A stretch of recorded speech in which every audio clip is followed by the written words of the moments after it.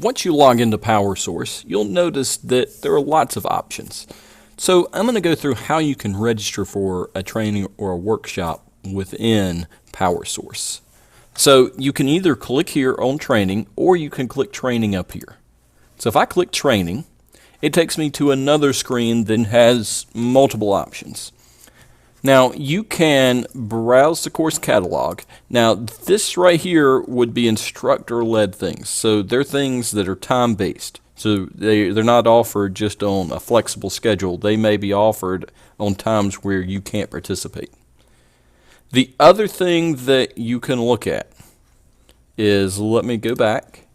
If I click here for PD courses, this is where you'll find all of the things that are self-paced, so things you can do at any time. And chances are you'll be told you need to do this basics of PowerSchool and things like that. So mine was basics of PowerSchool admin that I had to complete. And so if you're ready to complete these, if you'll click launch, it will start the process and then you'll be good.